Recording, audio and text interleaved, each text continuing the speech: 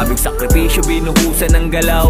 Kaya ngayon nadarama ko na ang pagpapala. Kung di nakinig ako sa mga paalala, wala na nga talaga pang iba na mahiling. Nakangiti na yung mga dating na pailing. Anong araw